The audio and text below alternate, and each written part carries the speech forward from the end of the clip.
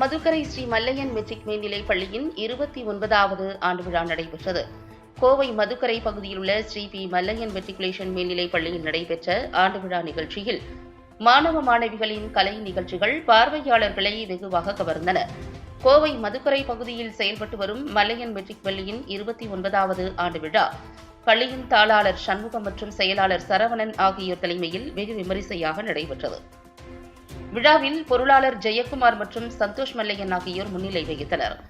நிகழ்ச்சியில் சிறப்பு விருந்தினராக என்சிசி இளைஞர் பிரிவின் புரோகிராம் மேனேஜர் திருவேங்கடசாமி கலந்து கொண்டு மாணவ மாணவிகள் இடையே உரையாடினார். அப்போது பேசிய அவர், மாணவர்கள் கல்வி கற்கும் போது நல்ல பண்புகளை வளர்த்துக் கொள்ள வேண்டும் என தெரிவித்தார். கல்வி பயிலும் போதே மாணவர்கள் தங்கள் தனி திறன்களையும் வளர்த்துக் கொள்வது அவசியம் என குறிப்பிட்டார். விழாவில் கௌரவ அழைப்பாளராக பாரதியார் பல்கலைக்கழகத்தின் முன்னாள் பேராசிரியர் பொருளாதாரத்துறை தலைவர் முனைவர் கோவிந்தராஜன் கலந்து கொண்டார்.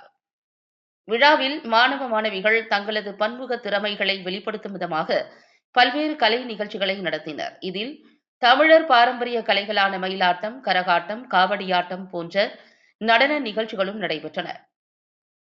குறிப்பாக பல்வேறு வண்ண உடை அணிந்த மழலை குழந்தைகள் மேடைகளில் ஆடிய நடனம் பார்வையாளர்களை வெகுவாக கவர்ந்தன.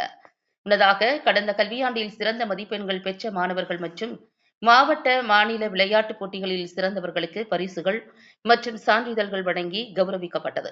விழாவில் பள்ளி முதல்வர் ரேகா மணிகண்டன் மற்றும் ஸ்ரீ பி மல்லையன் பள்ளி நிர்வாகிகள் மனோன்மணி சண்முகம், ஜோதிமணி சரவணன், கிருத்திகா ஜெயக்குமார் உட்பட ஆசிரியைகள், ஊழியர்கள், மாணவ மாணவிகள், பெற்றோர்கள் என பலர் கலந்து கொண்டனர்.